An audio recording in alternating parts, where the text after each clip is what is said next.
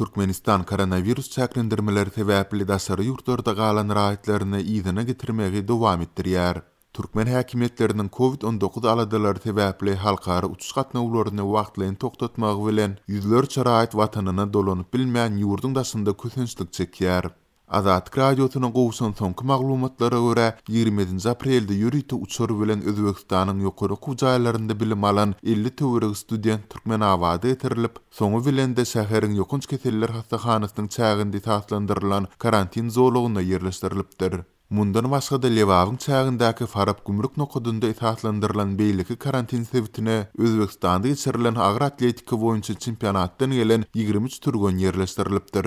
Maglumat üçin aýtsak 18-25 aprel aralygynda Özbegistanyň paýtagty Daşkentde geçirilen agyr atletika boýunça Aziýanyň çempionatynda türkmen türgenleri 2 kümüş we 2 bürünç medali almagy başarypdylar. 26 aprelde Türkmen Hawa ýollary gullugy Russiýanyň Tataristan Respublikasynyň paýtagty Kazandan hem ýürüýte uçuşy amala asyrdy.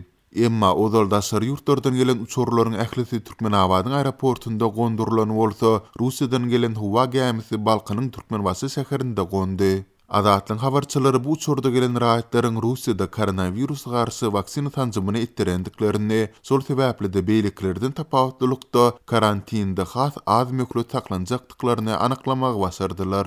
Daşary ýurtlardan getirilen rahatlar 21 gün möhlet bilen karantinde saklanmaly. Egerde olar COVID-19 garşy tanjym etdirip, degişli sertifikat hem alan bolsalar, olar karantinde diňe 7 gün geçirmeli diýip Türkmen Başly Saglyk işgäri Azatlyň habarçysyna 3 maýda gurrun berdi. Atlandyrylmasyzlygyny soran Lukman 6 aprelde hem Kazandan Türkmenbaşa ýürüýte uçurun gelendigini, ol bilen gelen rahatlaryň hem ozaldan waksina tanjymyny etdirendiklerini we karantinde bir hepde saklanyp goýberlendiklerini sözüne awşdy. Türkmenistanyň häkimetleri we resmi mediýasy daşary ýurtlarda galan rahatlaryny ýygyna getirmeň tertibini we möhletlerini öňünden yglan etmeýärler. Umuman bu meseleni düýbinden agdamaýarlar. Şol bir wagtda serhetleriň ýapylmagy bilen daşary ýurtlardan wagtynda dolanyp bilmedik Türkmenistanlylar pulsuzlukdan kösenýändiklaryny, türkmen wekilhanalarynyň hem himayet bermeýändiklerini aýdarlar. Galy berse de gurnulan ýürüýte uçur gatnawlary bilen Türkmenistana getirilýänleriň sanawyny düşmek üçin para sorulýandygy hem bellenilýär.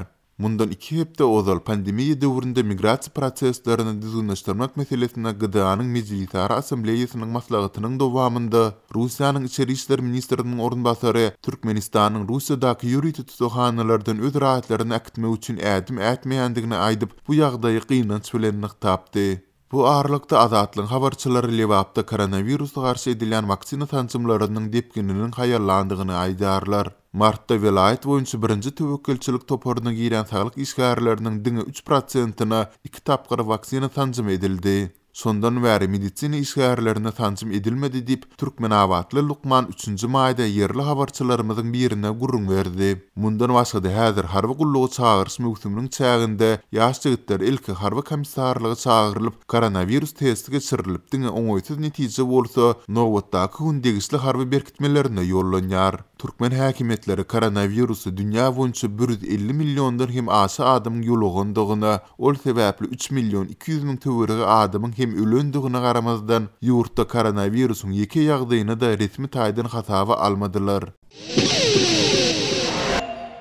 Türkmen hökümeti ýurtda dowam edýän ýeti azyk gytçylygynyň fonuny düýe boýun suw howdanynyň Soltan Sanjar wendini berkitmek kararyna geldi. Bu habar Azatlyň ýurdun ekrançylyk meýdanlaryny ýuwuş suwlaryny tutmagyň hem barha kynlaşýanlygy, düzgün işlemeýän suw nasoslarynyň bolsa kärenneçilerden bekanun pul almagyň guralyny öwürlen barada çap eden maglumatlarynyň ýa-da gawat geldi. Yerli synçylar we suwurlysy künermenleri Türkmenistanyna suw deskalaryny onlarça ýyllap ide edilmezliginiň, umumy owaçylyk siýasaty we korrupsiýa bilen baglanykda owa adamlarynyň köpçüliklerin garyp düşmegini, ýurtda ýeti adyk ketmezçiliginiň dowamly we az hakykaty öwrülmegini alyp gelendigini aýdýarlar.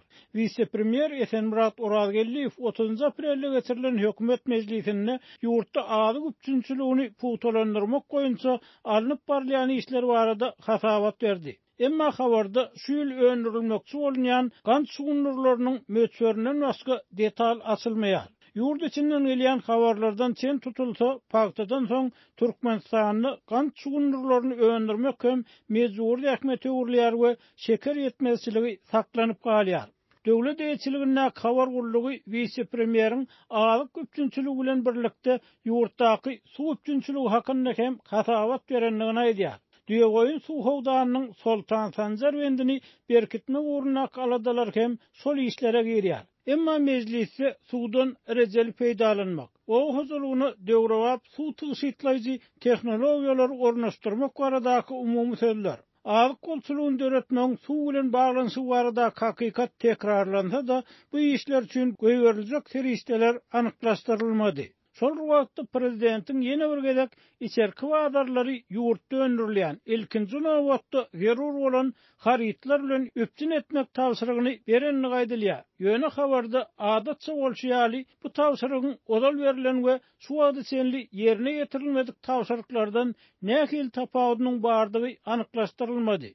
Gurok klimatly ýurt bolan Türkmenistanyny suw hemişe uly mesele bolýar. Bu meseleni çözmek üçin kabul edilen kararlar köplenç kagaz ýüzünde galýar. Şol wagtda ýeriň döwlet eýçiligine galmagy bilen suw hem döwlet eýçiligine galýar we bu ýagda ýerleriň onlar çyýlap sorladylmagyna sebäp bolan ýykgynçylykly praktykanyň saklanyp galmagyna alyp gelýär diýip adatlyk bilen dürli uğurlarda söhbetdeş bolan hünärmenler aýtdy. Türkmenistanyň Owuzlyk ministriniň odol korunmasary Sapar Murat Aklimov'un hasaplamalarına göre Türkmenistanyň 22 milyard kub metr semesi suw serişdesi bolup, bu suwun 85% goňşy ýurtlardan gelýär. 90%-den gowragy bolsa Owuzlygyny jenaýetçilikli ýagdaýlarda zaýçylyk bilen ulanylýar. Anonimlik şertinde gurlaşan marly hünärmeniň şol sanyny odolky suw urluşykçysy Nur Muhammed Hanafowyň adatlyk bilen söhbetdeşlikde aýtmaklaryna görä, soňky 30 ýylda daşary ýurtlardan satyn alynan mermer daşlaryna we beýleki manysyz taslamalary haraçlanan serişdeler suw deskalaryny döwrewap ekrançylyk ýaplarynyň çekilmegine we suwun tygyşytlanmagyna önüme önürjek adamları gönüktürlen bolsa, Türkmenistan bir eýýäm Owuzlyk önümlerinden altın pul gazanýan baýdaýhanly ýurtlaryň birine urlardy. Türkmenistanyň daşary ýurtlardan import edýän aly önümler barada çykýan medeniýet habarlary hökümet başlygynyň daşardan getirilýän önümleri azaltmak we eksport artdyrmak barada beren berk tawsyryklarynyň medeniýet sahypalaryna galýanlygyny, ýurtdaky suw we alyk krizisiniň dowam edýänligini tasdikleýär.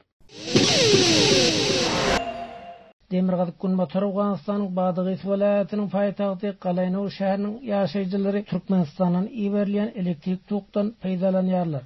Ýöne elektrik geçirjisine jeňçiler izgiderli ziýan ýetirýär. Türkmenistanyň gelýän elektrik geçirjiniň liniýalaryny jeňçiler ýene üzdi.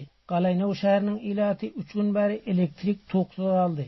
Badygy welaýatynyň elektrik energiýa idarasynyň başlygy Gulam Resul Abzalynyň aýtmagyna görä, jeňçiler elektrik geçirjisiniň liniýalaryny bir-birine çarpyşdyryp üzdi. Liniýalaryň üzülen ýeri hökümet garşydaşlarynyň ýeçiligindedir. Şonuň üçin elektrik geçirjiniň üzülen simlerini gaýtadan takmak heniz başartmady diýip Abzaly bellidi. از طرف مخالفین دولت آرد کردن ملگردار به هم شارت کرد بر قطع شد. Kış günlerinde de 1,5 ay töweregi Galaynow şäherine iberilýän elektrik tok kesikliginde galdy. İl ýaşullarynyň araçylyk etmeginde weýran bolan elektrik deskalarynyň düzeltilmegine hökümet garşydaşlary ruhsat berdi. Jeňçileriň gözegçiligindäki 21 obanyň ýaşaýjylarynyň elektrik tok bilen üpçün edilendigini Badygy welaýatynyň häkimi Husameddin Şems Azatlyk radiosyna aýtdy. Şoňa garamazdan jeňçiler elektrik geçirjisine ýene ziýan ýetirdi. Türkmenistanyň iberilýän elektrik tokdan halk peýdalanýar. Galaynow şäheriniň ýaşaýjylaryna gysyş görkezmek üçin jeňçiler elektrik togy öçürdi diýip Husameddin Şems bildirdi. تحت فشار قرار دادن شهریان شهر قرنه برق بارها قطع کردن. بسیار قریز Badygy welaýatynyň üç etraby Türkmenistan bilen çäkleşýär. Balamurgap, Muqur we Abykemeri atly etraplarynda jeňçiler hereket edýär. Raýat ähmiýetli desgalary jeňçileriň öz girewinde saklamak isleýänligini ýerli geňeşiň agzasy deputat Muhammed Nasir Nazary aýdýar. Şeýdibem jeňçileriň hökümete öz güýjüni görkezýänligini deputat Nazary ma'lum edýär. گروگانگیری اماکن عامه، برق، سرک، مانند شبکه‌های مخابراتی. Elektrik geçircisine Badıgista Talibanların ziyan yetirendigini Afganistan'ın hükümet resmileri aydiyar. Elektrik tuğunun töleginin özlerine verilmegini sorap Talibanların halka kısış görkeziyanlığını resmiler haber veriyar. Yöne Talibanlar bu ayıplamaları reddetti. Qalaynaw şäherine iberliyen elektrik akımına özlerinin ziyan yetirenligi baradaki habari Talibanlar yalanladı. Badıgys vilayetinin territoriýasynyň 70 götürümünden gurragına emma Talibanlaryň ýeçilge diýangy geçirilen derinewlerde ma'lum edilýär. Elektrik geçircisinin ugrunda da Taliban söwüşçileri bar. Talibanlaryň bilgisi bolmazdan vilayetde hiç bir ýaragy toparyň hereket edip bilmejekdigini bildirmeler beýan edýär. Şeýle şertlerde elektrik geçircisine acaba kaýsy topar ziyan ýetirýär diýen sorak ýüze çykýar diýip ýerli ilat aýdýar.